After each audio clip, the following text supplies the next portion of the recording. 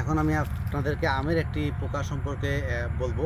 এই পোকাটি যদিও একটি প্রধান পোকা না, বাট অপ্রধান পোকা, কিন্তু তারপরেও আম গাছের মারাত্মক ক্ষতি করে থাকে। আমরা অনেক সময় দেখি যে আম গাছের কিছু পাতা এরকম মনে হয় যে ব্লেড দিয়ে কাটা কাটা থাকে, কিন্তু এই ব্লেড দিয়ে কাটা কাটাটি আসলে হয় যখন পাতা সবুজ থাকে বা কচি থাকে, তখন একটি পোকা আছে যেটা ম্যাঙ্গো লিফ কাটিং উইভিল বলি। সেই পোকাটি তার যে মুখ উপাঙ্গ আছে সেটি দিয়ে আসলে এটাকে ব্লেডের মতো কাটে। তো পোকাটি দেখতে কীরকম আসলে যদি আমরা দেখার চেষ্টা করি, এই হলো সেই পোকা যেটাকে আমরা ম্যাঙ্গো লিফ কাটিং উইভিল বলি। এটা বেশিরভাগ সময় আসলে লুকায়া থাকে, পাতার নিচের দিকে থাকে এবং পাতার যে গোড়ার দিকে আমি বলি সেই অংশটি কেটে দেয়। আপনি দেখেন যে এই অংশটি কাটা এবং এই পাতাটি অর্ধেক কাটা, আবার বাকি অংশ কাটে নাই, হয়তো এইটা কেটে সে চলে গিয়েছে, পরবর্তীতে আবার হয়তো আসতে পারে, আবার এইভাবে সাধারণত কাটে। তো এই পোকাটি যখন ডিম পারে, সে কিন্তু ডিম পারে দুইটা পাতার মাঝখানে। তো দুইটা পাতার লেয়ারের মাঝখানে পাতার পরে সে এই যে এখানে দেখেন ডিম পাড়া পাতা, এবং এখানেই কিন্তু এর যে লার্ভাল স্টেজ আমরা বলি, অপরিণত বয়স্ক, সেটা থাকে, এবং পরবর্তীতে গাছের এই পাতাটা কেটে পাতাটা কিন্তু নিচে পড়ে যায়।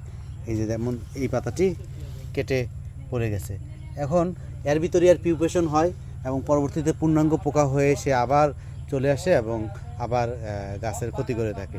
তাহলে এই পোকা দমন করার জন্য আসলে আমাদেরকে, আমরা যদি যে কোনো পদ্ধতি ব্যবহার করি না কেন, যদি রাসায়নিক বা রাসায়নিক নাও দেই, আমি যদি নিচের যে পরা পাতা সেটা যদি দমন না করি, তাহলে কিন্তু সে আবার চলে আসবে, তার পিউপেশন বা পুত্তলি দশা সেটা পার করে আবার পূর্ণাঙ্গ পোকা হয়ে আক্রমণ করবে। এই কারণে যে কোনো দমন ব্যবস্থা নিলেও সেই সাথে সাথে আমাদেরকে কিন্তু নিচে যে পরা পাতা আছে সেগুলিকেও কিন্তু একসাথে কালেক্ট করে সেটাকে মাটির অনেক গভীরে অথবা পুড়ে ফেলতে হবে, তাহলেই কিন্তু আমরা এই পোকাকে সুন্দরভাবে দমন করতে পারবো। এবং এই পোকার কারণে পাতার সংখ্যা যদি কমে যায়, তাহলে কিন্তু আসলে গাছের যে বৃদ্ধি সেটা ভালোভাবে হয় না। আপনারা এই গাছটি দেখছেন যে এই গাছে কিন্তু আক্রমণের কারণে এটার বৃদ্ধি কিন্তু খুব ভালো নাই। কারণ হলো আসলে যখন চারা অবস্থা ছিল তখন বা এরকম অবস্থায় অনেক আক্রমণ হয়েছে, যার কারণে এটার ঠিকমতো গ্রোথ হয়নি। তো আমাদেরকে এই পোকা দমন করার জন্য এই পোকার জীবনচক্র এবং কিভাবে ক্ষতি করে সেই বিষয়গুলি আসলে ভালোভাবে জানলে তবেই আমরা এই পোকাকে সুন্দরভাবে দমন করতে পারবো। তো সবাইকে ধন্যবাদ।